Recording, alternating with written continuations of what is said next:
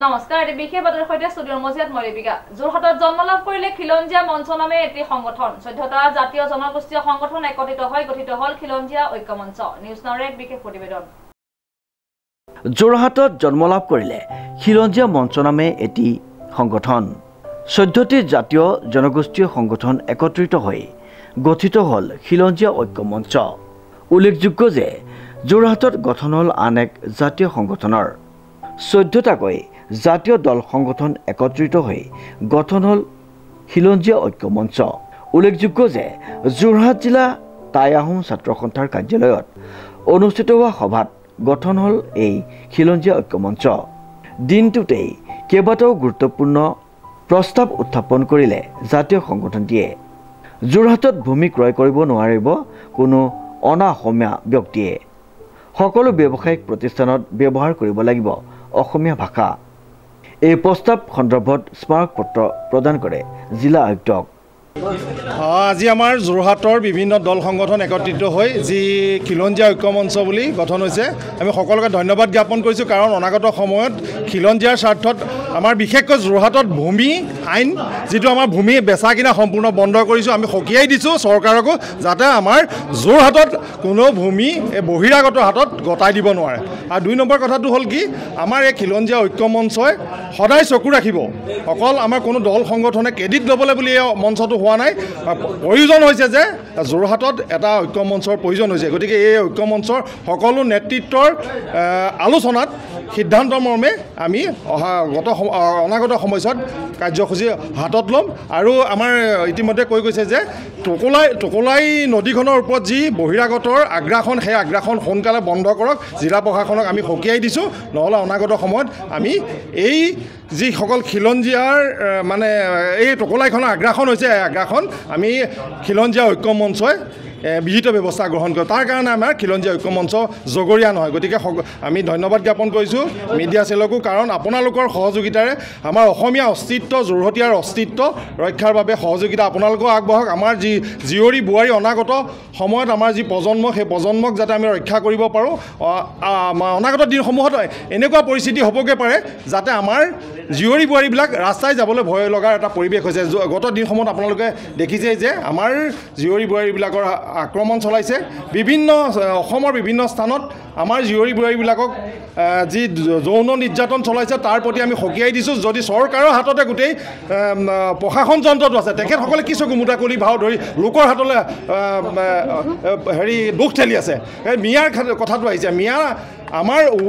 ইতিমধ্যে গৰ্জন আৰম্ভ হৈছে শিৱসাগৰৰ পৰাই যে মিয়া আমাৰ উজনি অসমৰ পৰা যাবই লাগিব কাৰণ যিসকল ব্যৱসায়িক বা বনিয়াই এই মিয়াসকলক সংৰক্ষণ দি আছে তেখেতসকলক আমি ঘৰৰ পৰা চুচৰাই হ'লেও আমি বাহিৰ কৰিম গতিকে আহ্বান জনাইছোঁ এই মিয়াসকল যাতে আমাৰ উজনি অসমৰ পৰা নামনি অসমলৈ যাওক মুখ্যমন্ত্ৰী মহোদয়কো আহ্বান জনাইছোঁ আপোনাৰ হাতত গোটেই আইন ব্যৱস্থাটো আছে আপুনি কৰিব নোৱাৰা কাম একো নাই কিয় আপুনি চকুমুটা কুলিৰ ভাও ধৰি পেলাই হিন্দু মুছলিম কৰি আছে আমাৰ সেই হিন্দু মুছলিমৰ যুদ্ধখন বাদ দি আপোনাৰ হাতত গোটেই পাৱাৰ আছে গতিকে আপুনি অনাগত সময়ত দেখুৱাওক আপুনি দেখুৱাওক 26ৰ যদি মুখ্যমন্ত্ৰী হ'বলৈ মন আছে আপুনি তেনেহ'লে আপুনি দেখুৱাওক যে অসমীয়া খিলঞ্জীয়াৰ স্বাৰ্থত কাম কৰি দেখুৱাওক নহ'লে অনাগত সময়ত আপুনি বেলেগ পৰিণাম দেখিবলৈ সন্মুখীন হ'ব 26ৰ ইলেকশ্যনলৈ আপুনি সাজু হৈ থাকক নহ'লে অসমৰ সাম্প্ৰতিক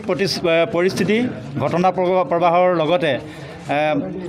অসমীয়াৰ যি সংকট নামি আহিছে সেই সম্পৰ্কত আমি যোৰহাটৰ বহুকেইটা সংগঠন একত্ৰিত হৈ আজি আমি মিলিত হৈ আমি খিলঞ্জীয়া ঐক্য মঞ্চ নামেৰে এতিয়া আমি সংগঠন আজি জন্ম দিছোঁ আৰু ইয়াৰ লগে লগেই আমি আমাৰ যোৰহাটখনৰ মৰমৰ যোৰহাটখনক আগবঢ়াই নিবৰ কাৰণে আমাৰ যিখিনি দায়বদ্ধতা প্ৰতিটো জাতীয় জনগোষ্ঠীয় সংগঠনৰ যিখিনি দায়বদ্ধতা পালন কৰিবৰ কাৰণে আমি স্বেচ্ছাই আগবাঢ়ি আহিছোঁ আৰু অনাগত দিনত আমাৰ যিখিনি দায়বদ্ধতাৰ খতিয়ান আমাৰ যিখিনি প্ৰস্তাৱ থাকিব সেই প্ৰস্তাৱ সম্পৰ্কত আমাৰ সংগ্ৰামী সতীৰ্থ আদিত্য পানীফুকন ডাঙৰীয়াই আপোনালোকক অৱগত কৰিব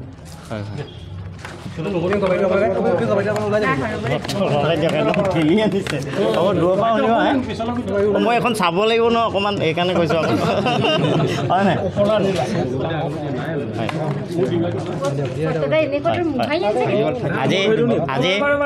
আজি হৈছেনে বেঞ্চত থৈ দিয়কচোন নহ'লে বেঞ্চত থৈ দিলে হ'ল আজি যোৰহাটত খিলঞ্জীয়াৰ অস্তিত্ব ৰক্ষাৰ ক্ষেত্ৰত যে জাতি মাটিৰ ভেটি ৰক্ষাৰ স্বাৰ্থত আমি খিলঞ্জীয়াৰ যিমানবিলাক দল সংগঠন আছে সকলো আমি একত্ৰিত হৈছোঁ। আৰু একত্ৰিত প্ৰচেষ্টাত আজি আমি এটা নামাকৰণ কৰিছোঁ যে খিলঞ্জীয়া ঐক্য মঞ্চ। আৰু খিলঞ্জীয়া ঐক্য মঞ্চৰ যোগেদি আজিৰ তাৰিখত আমাৰ যোৰহাটৰ যিটো প্ৰাপ্য অধিকাৰ, যে আইনীগতভাৱে যিটো প্ৰাপ্য অধিকাৰ, যে প্ৰথম কথাটো হৈছে সকলোবিলাক কৈ আপোনালোকক শেষ কৰিব নোৱাৰোঁ। আমি ইতিমধ্যে জিলা প্ৰশাসনক স্মাৰকপত্ৰৰ যোগেদি এটা সেই সময় নিৰ্ধাৰণ কৰি দিম। সেই সময়ৰ নিৰ্ধাৰিত ভিত্তিত খিলঞ্জীয়াৰ অস্তিত্ব ৰক্ষাৰ ক্ষেত্ৰত যোৰহাটত যিটো আমাৰ প্ৰাপ্য অধিকাৰ, সেই প্ৰাপ্য অধিকাৰৰ ক্ষেত্ৰত ফলপ্ৰসূ কৰিবৰ কাৰণে আমি উপায়ুক্ত মহোদয়দেৱক এখন স্মাৰকপত্ৰ দিম। সেই স্মাৰকপত্ৰৰ ভিত্তিত আজি আমি এটা সিদ্ধান্ত লৈছোঁ যে সিদ্ধান্তৰ ভিত্তিত হৈছে আমাৰ যিটো অসমীয়া ভাষা, যে অসমীয়া ভাষাটো ব্যৱহাৰৰ ক্ষেত্ৰত জিলা প্ৰশাসনে এটা পোনপটীয়া এটা পদক্ষেপ ল'ব লাগিব। প্ৰত্যেকটো চৰকাৰী অনুষ্ঠান আৰু ব্যক্তিগত অনুষ্ঠান প্ৰতিষ্ঠানত আমাৰ চৰকাৰী ভাষাটো প্ৰথম ব্যৱহাৰ কৰিবলৈ তেওঁলোকে আমাক সুবিধা প্ৰদান কৰিব লাগিবই। যে অসমীয়া ভাষা আইনৰ ভিত্তিত যে DT অফিচৰ ফ্ৰণ্টত এখন ফলক মাৰি থ'লেই নহ'ব অসমীয়া ভাষাৰ ক্ষেত্ৰত, সেই ভাষাৰ আইনখন বলবৎ কৰাৰ ক্ষেত্ৰত যে যোৰহাটত কিমান ধৰণৰ ব্যৱস্থা হৈছে, সেই ব্যৱস্থাৰ ক্ষেত্ৰত প্ৰতিটো ব্যৱস্থাৰ ক্ষেত্ৰত তেওঁ আমাৰ দায়বদ্ধশীল পদক্ষেপ ল'ব লাগিব। এইটো আমাৰ প্ৰস্তাৱ আকাৰে যাব। তাৰপিছতে হৈছে কি, আমি বিশেষ পদক্ষেপখিনি আপোনালোকক কৈছোঁ। তাৰপিছতে ইতিহাস প্ৰসিদ্ধ যিমানবিলাক আমাৰ কীৰ্তিচিহ্ন আছে, সেই কীৰ্তিচিহ্নবিলাক খিলঞ্জীয়াৰ স্বাৰ্থত তেওঁ ৰক্ষণাবেক্ষণ দিয়াৰ ব্যৱস্থা কৰিব লাগিব। আৰু ইতিমধ্যে যোৰহাটত যিমানবিলাক কীৰ্তিচিহ্ন আছে ঐতিহাসিক প্ৰসিদ্ধ, সেই কীৰ্তিচিহ্নবিলাক কিছুমান বণিক গোষ্ঠীক কি কৰিছে, তেওঁলোকক বেদখল কৰি আছে, তেওঁলোকৰ উচ্ছেদ কৰা নাই। আৰু বেদখল কৰিছে, এটা আইনগতভাৱে তেওঁলোকে দখল কৰিছে, কিছুমানে ম্যাদী পট্টা পাইছে, ম্যাদী পট্টাৰ যোগেদি তেওঁলোকে নিজৰ ব্যৱসায় প্ৰতিষ্ঠান তাত প্ৰতিষ্ঠা কৰিছে। এইবিলাক কেনেধৰণে হ'বলৈ পালে আৰু কিয় হ'বলৈ পালে, এই গোটেই বিষয়খিনিক দাবী চনত এখন দীঘলীয়া আমাৰ প্ৰস্তাৱ আকাৰে আমি কৰিম। আৰু খিলঞ্জীয়াৰ ভূমি যাতে কোনো বণিক গোষ্ঠীক বা বহিৰাগত গোষ্ঠীক যাতে বিক্ৰী কৰিব নোৱাৰে, তেনেধৰণৰ ব্যৱস্থা আমি সিদ্ধান্ত লৈছোঁ। লগতে ইতিহাস প্ৰসিদ্ধ যিকোনো অনুষ্ঠান বুলি কোৱাৰ লগে লগে আমাৰ টুকলাই নৈখনৰ কথা আহে। টুকলাই যিখিনি বেদখল, যে সেই ভূমি বেদখল, গোটেই সম্পূৰ্ণ তথ্যবিলাক আমাক চৰকাৰীভাৱে আমাক প্ৰয়োজন হ'ব। আৰু এইবিলাক আমাৰ খিলঞ্জীয়াৰ প্ৰাপ্য অধিকাৰৰ ভিত্তিত প্ৰশাসনে উচ্ছেদ কৰি আমাক সেইটো দায়বদ্ধশীল প্ৰশাসন হিচাপে আমাক গতাই দিব লাগিব। সেইটো আমি আজি সিদ্ধান্ত লৈছোঁ। আৰু অনাগত সময়ছোৱাত শ্ৰমিক আইন অনুসাৰে শ্ৰমিকসকলে প্ৰাপ্য অধিকাৰ, লেণ্ড গ্ৰেবিং এক্টৰ যোগেদি ভূমি অধিকাৰৰ ক্ষেত্ৰত আমি যিখিনি সুবিধা আৰু লেবাৰ এক্টৰ যোগেদি যিখিনি সুবিধা, গোটেই সুবিধাখিনি পাবৰ কাৰণে আজিৰ যৌথ যিখন ঐক্য মঞ্চ, সেই মঞ্চৰ যোগেদি আমি এটা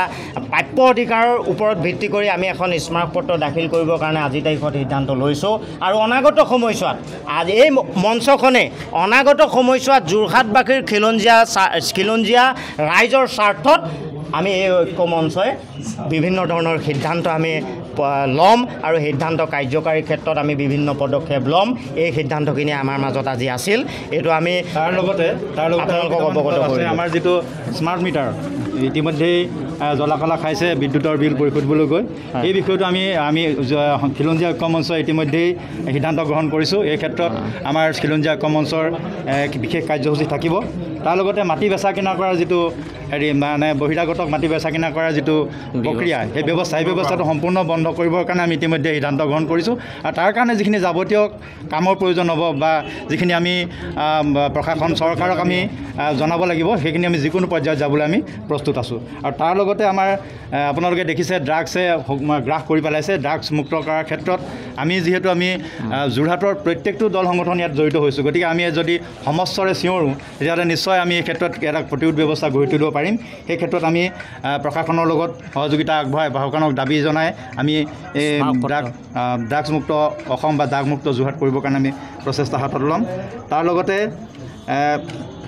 এই যিটো আমাৰ ইতিমধ্যে উপস্থাপন কৰিছে ভাড়াতীয়া আইন ইতিমধ্যেই অসম চৰকাৰে বলবৎ কৰিবৰ কাৰণে তেওঁলোকে চিন্তা চৰ্চা কৰিছে। আমি কৈছোঁ যে এখন সোনকালে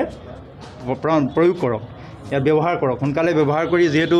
আমি বিভিন্ন ভাড়াঘৰৰ পৰাই বা ভাড়াঘৰত আমাৰ অনা অসমীয়া মানুহবোৰ থাকেহি, গতিকে তেওঁলোকৰ যদি পৰিচয় পত্ৰ আমি যদি অৱগত হওঁ তেতিয়াহ'লে পৰৱৰ্তী সময়ত আমি বিভিন্ন ধৰণৰ ব্যৱস্থা গ্ৰহণ কৰিবলৈ সুবিধা হয়। সেইকাৰণে যিটো ভাড়াতীয়া আইনখন প্ৰয়োগ কৰিব বলবৎ কৰিবৰ কাৰণে ব্যৱস্থা গ্ৰহণ কৰি মানে জিলা প্ৰশাসনৰ জৰিয়তে অসম চৰকাৰক আমি দাবী জনাম আৰু লগতে আমাৰ যিখন কীৰ্তিচিহ্ন আমাৰ ঐতিহাসিক প্ৰসিদ্ধ কীৰ্তিচিহ্ন হিচাপত আমি টুকলাই নৈখন অৱগত কৰিছোঁ আৰু হাতীগড়ৰ বেদখলৰ কথা আমি অৱগত কৰিছোঁ গোটেই আপোনালোকক মেইন বিষয়খিনি আজি অৱগত কৰিছোঁ আৰু